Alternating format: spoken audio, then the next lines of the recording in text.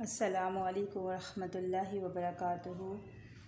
उम्मीद है आप सब लोग ईमान की अच्छी हालत में होंगे। अल्लाह रब्बुल इज़्ज़त से दुआ करती हूँ अल्लाह रब्बुल आलमीन आपको ईमान की हालत में रखे और रब्बुल इज़्ज़त हमें हर वो काम हर वो अमल करने की तौफ़ीक अता फ़रमाए जिससे हमारे रब खुश होता है। मेरा आज का मौजू था क़यामत किन लोगों पर आएगी। ये एक ऐसा सवाल है जो हर मुसलमान के जहन में आता है, मगर वो तरगीबात दुनिया का शिकार होकर इस मौजू से पहलूते ही कर जाता है। कम ही लोग हैं जो इस जो है ना जस्तजू में लगते हैं कि इस रोज़ क्या होगा, क़यामत किन लोगों पर आएगी, क़यामत के दिन क्या होगा, क़यामत की हौलनाकियाँ क्या हैं। ये बहुत सारे पॉइंट्स है जिसे हमें कुरान और हदीस के ज़रिए समझना बहुत ज़रूरी है। क़यामत के रोज़ इंसान को पेश आने वाले मराइल में नफ़ख़ सूर, मैदान हशर, हिसाब किताब, पुल सिरात पर से गुज़रना शामिल है। ये तमाम मराहिल इतने सख्त और कठिन हैं कि इसका दुनिया में तसव्वुर नहीं किया जा सकता। कुरान में आता है फिर जब इंसान की जो ना आँखें पथरा जाएंगी, चाँद बेनूर हो जाएगा, सूरज और चाँद मिलाकर एक कर दिए जाएंगे। इस वक्त इंसान कहेगा कहाँ भाग के जाऊँ, हरगिज़ नहीं, वहाँ कोई जाए पना नहीं होगी। ये सूरह क़यामा की अभी मैंने आपके सामने आया था, उसका तर्जुमा पढ़ा है 7 से 11 तक का ना। रहा ये सवाल कि क़यामत कब आएगी, किन लोगों पर आएगी, ये एक अबस सवाल है। यानी अनस रज़ी अल्लाह ताला अन्हु से रिवायत है कि एक आदमी आप सल्लल्लाहु अलैहि वसल्लम के पास आया और पूछा कि क़यामत कब आएगी और किन लोगों पर आएगी। तो आप सल्लल्लाहु अलैहि वसल्लम ने फरमाया तुम्हारा भला हो, तुमने इसके लिए तैयारी की है। ये बुखारी मुस्लिम की हदीस है। अक़ीदा आखिरत यानी मरने के बाद दोबारा ज़िंदा होकर हम अल्लाह ताला के आगे अपने अमाल के जवाब दे हैं। यानी अक़ीदा आखिरत इंसान को अच्छे अमाल और अल्लाह की फरमाबरदारी पर उभारता है। वरना अगर क़यामत का यकीन ना हो तो इंसान दुनिया में अपने आप को शतर बेमार यानी स्कॉट फ्री समझता है कि वो जो चाहे करे, जैसे चाहे अपनी ज़िंदगी गुजारे, इसे कोई रोकने वाला नहीं। ये सोच इंसान की दुनिया और आखिरत को बर्बाद करने के मुतरादिफ है। जिस तरह कुरान में भी है वलक़द जीतुमूना फ़ुरादा कमा ख़लक़नाकुम अव्वल मर्रतिन व तरक्तुम मा ख़व्वलनाकुम वराअ ज़ुहूरिकुम। और अल्लाह फरमाएगा लो अब तुम वैसे ही तन तना हमारे सामने हाजिर हो गए जैसा हमने तुम्हें पहली मर्तबा अकेले पैदा किया था। जो कुछ हमने तुम्हें दुनिया में दिया था वो सब तुम पीछे छोड़ आए। यानी आज हमारी बदअमली कुरान से गफलत और अल्लाह ताला से दूरी की अहम वजह जो है फ़िक्र आखिरत का फ़क़दान। अल्लाह की किताब कुरान करीम में क़यामत के बारे में बहुत वाज़ेह तफ़सीलात दी गई हैं, मगर फिर भी इंसान इस लाज़मी हकीकत को फरामोश कर बैठा है और अपनी सारी तगो-दो इस दुनिया की आर्ज़ी और मुख्तसर ज़िंदगी में लगा देता है, क्योंकि ना तो वो क़यामत के दिन के बारे में कुछ ज़्यादा जानता है और ना ही जानना चाहता है। जबकि हकीकत ये है कि जो लोग इस दुनिया के ख़ात्मे के बारे में नहीं सोचते और इस आर्ज़ी ज़िंदगी को दायमी ज़िंदगी समझकर गुजारते हैं, वो यकीनन आखिरत में ख़सारा पाने वाले होंगे। सोचें आज की ये 70-80 साल की ज़िंदगी कल इतनी मुख्तसर लगेगी। आज वक्त भी है, मोहलत भी है, टाइम भी है, और हम सोच लें कि क्या इस बेवफ़ा और चंद रोज़ा दुनिया के मज़े, ऐशो आराम, जन्नत की अबदी नेमतों से बालातर है? नहीं, हरगिज़ नहीं। जिस तरह एक गौर करने की बात है कि क़यामत के दिन के बारे में लोग क्यों गफलत का शिकार हैं। इस मौजू पर बात करना तो दरकिनार इसके बारे में सोचना भी नहीं चाहते। इसी तरह सूरह आला में रब्बुल आलमीन ने फरमाया बल तुअसिरूनल हयातद दुनिया वल आखिरतु खैरुन व अबक़ा। बल्कि तुम लोग दुनिया की ज़िंदगी को तरजीह देते हो, हालांकि आखिरत बेहतर है और बाकी रहने वाली है। यानी इंसान का बुनियादी मसला ये है कि वो हर मामले में दुनियावी ज़िंदगी को तरजीह देता है, दुनियावी ज़िंदगी के दायरे में रहकर सोचता है, इसी की भलाई, इसी की कामयाबी और खुशहाली इसके पेश नज़र रहती है। यानी इंसान इस दुनियावी ज़िंदगी को आखिरत पर तरजीह देता है। पता चला दरअसल ये वो बीमारी है जिसकी बिना पर वो क़यामत के दिन में के बारे में गफलत का शिकार है, जबकि हर इंसान को एक दिन मरना है। कोई बात इससे ज़्यादा यकीनी नहीं। यानी ये वो बात है कि जिसको मुसलमान काफिर भी जानता है और मानता है कि हाँ एक दिन वो ज़रूर मरेगा। इसीलिए आज तक कायनात में कोई ऐसा शख्स पैदा नहीं हुआ जिसने ये नज़रिया पेश किया हो कि इंसान को मौत नहीं आएगी। लोगों ने अल्लाह का इनकार किया, मगर मौत से इनकार करने वाला आज तक पैदा ना हो सका। आज साइंसदान ने इतनी तरक्की कर ली है, मगर कोई ये नहीं बता सकता कि फ़लाँ शख्स की मौत कब वाक़ई होगी। फिर ये भी अजीब मामला है कि जितनी बात ये यकीनी बात है कि हर इंसान को मरना है, इतना ही इसका वक्त गैर यकीनी है। मौत और क़यामत की रोज़ की सख्ती से गाफिल, नावाकिफ़ और लाइल्म हैं हम लोग, जबकि क़यामत का दिन कितना सख्त होगा।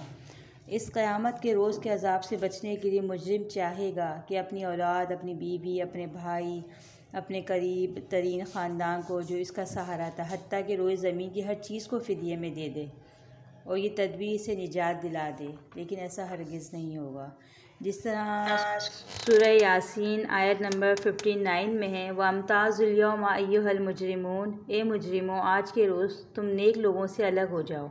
यहाँ काफिरों या मुशरिकों का लफ्ज़ नहीं बल्कि मुजरिमों का लफ्ज़ है, और मुजरिमों में वो मुसलमान भी शामिल हो सकते हैं जिन्होंने अपनी ज़िंदगी की बुनियाद अल्लाह की अताअत के बजाय अल्लाह की नाफरमानी पर रखी और दुनिया की ज़ाहिरी चमक दमक से मरूब होकर दुनिया की ऐश व इशरत की ज़िंदगी को अपना नस्ब लेन बना लिया और अपने नफ्स की ख्वाहिशात के ग़ुलाम बनकर रहे।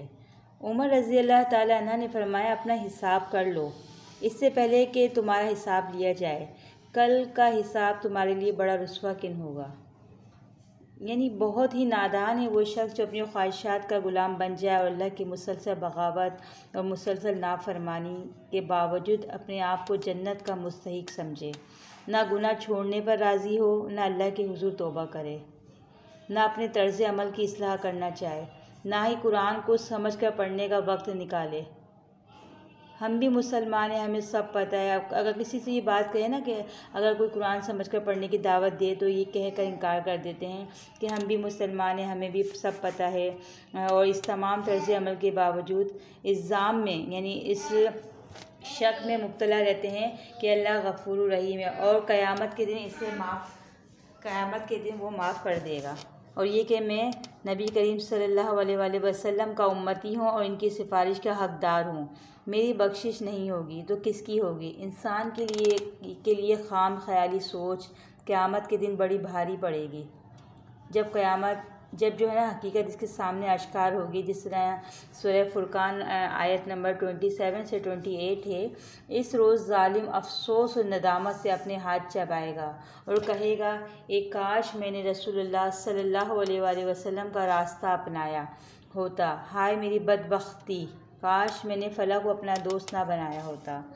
आप सल्लल्लाहु अलैहि वसल्लम ने से किसी ने दरियाफ़्त किया, या रसूलुल्लाह सल्लल्लाहु अलैहि वसल्लम, मोमिनों में सबसे ज़्यादा अक्लमंद कौन है?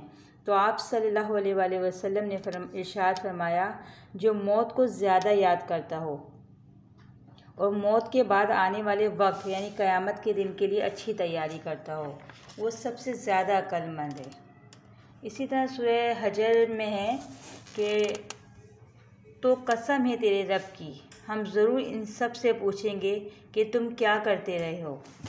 इसी तरह सूरह नबा आयत नंबर 70 में है कि इन्ना यौमल फ़स्ल काना मिक़ाता, बेशक फ़ैसले का दिन मुकर्रर है।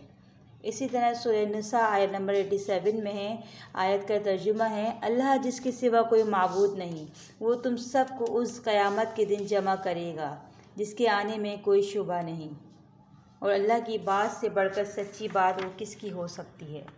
इसी तरह सूरह वाक़िया आयत नंबर 4 में है, इज़ा रुज्जतिल अर्ज़ु रज्जा, जब ज़मीन इस वक्त एकदम हिला डाली जाएगी। इस दिन ज़मीन में इन पर से इस तरह ज़मीन फट जाएगी और लोग इस तरह झटपट निकलेंगे ज़मीन से, वो खड़े होंगे, और ये जमा करना हमारे लिए आसान है। इसी तरह सूरह नाज़ियात आयत नंबर 6 से 7 में रब्बुल इज़्ज़त फरमाते हैं, जिस रोज़ ज़मीन और पहाड़ों को इकट्ठा उठाकर यानी अल्लाह ताला एक ही चोट में रेज़ा रेज़ा कर देंगे। इसी तरह सूरह तूर आयत नंबर 9 में है, वो इस रोज़ वाक़या होगा जब आसमान बुरी तरह डगमगाएगा, इसी दिन आसमान फटेगा, इसकी बंदिश ढीली पड़ जाएगी। सूरह तकवीर आयत नंबर 6 में है, वइज़ल बिहारु सुज्जिरत, और जब समंदर भड़का दिए जाएंगे। और जब क़यामत के रोज़ सूरज लपेट दिया जाएगा। सूरह क़यामत आयत नंबर 8 में है और चाँद बेनूर हो जाएगा। सूरह क़यामत आयत नंबर 9 में है और चाँद सूरज मिलाकर एक कर दिए जाएंगे। सूरह मुरसलात आयत नंबर 8 में है, फिर जब सितारे मांद पड़ जाएंगे। सूरह अनफतार आयत नंबर 2 में हो जब सितारे बिखर जाएंगे। सूरह कबूर आयत नंबर सूरह जो है ना अनफतार आयत नंबर 4 में है, वइज़ल क़ुबूर बुअ्थिरत, और जब कब्रें उखाड़ दी जाएंगी। वकुल और सूरह मरियम आयत नंबर 95 में है, और सब क़यामत के रोज़ फ़र्दन फ़र्दन इसके सामने हाजिर होंगे। यानी किताब अमाल नामा जो है इंसान का ला कर दिखा दिया जाएगा उस रोज़ कि ये लो देख लो अपने किए हुए अमलों का रिज़ल्ट, जो तुम दुनिया में अमल करके आए हो ना, आज तुम्हें उसका रिज़ल्ट दे दिया जाएगा। तो इसी तरह जो है ना, जो लोग नमाज़ नहीं पढ़ते ना, नमाज़ ना पढ़ने वालों का भी अंजाम, यानी जिस रोज़ सख्त वक्त जो है ना आ पड़ेगा और लोगों को सजदा करने के लिए बुलाया जाएगा, तो ये लोग सजदा ना कर सकेंगे। इनकी निगाहें नीची होंगी, ज़िल्लत इन पर छा रही होगी, और ये जब सही सालिम थे इस वक्त इन्हें सजदे के लिए बुलाया जाता था और ये इनकार करते थे। तो उस वक्त जो है अल्लाह रब्बुल आलमीन उनके जो है कमरों को बिल्कुल तख्ते की तरह सीधा कर देंगे और वो सजदा नहीं कर सकेंगे। इसी तरह मुस्लिम की हदीस है कि अब्दुल्ला बिन मसूद रज़ी अल्लाह ताला अन्हु से रिवायत है कि रसूलुल्लाह सल्लल्लाहु अलैहि वसल्लम ने फरमाया, क़यामत उस रोज़ तक कायम नहीं होगी मगर बदतरीन आदमियों पर। क़यामत यानी सबसे बदतरीन लोगों पर आएगी। अबू बकर रज़ी अल्लाह ताला अन्हु ने अर्ज़ किया, या रसूलुल्लाह सल्लल्लाहु अलैहि वसल्लम, आप तो बूढ़े हो गए हैं। आप सल्लल्लाहु अलैहि वसल्लम ने फरमाया, मुझे सूरह हूद, सूरह वाक़िया, सूरह मुरसलात, सूरह निबा और सूरह तकवीर ने बूढ़ा कर दिया है। अल्लाह हमें क़यामत की होलनाकियों से बचाए। अस्सलामु अलैकुम।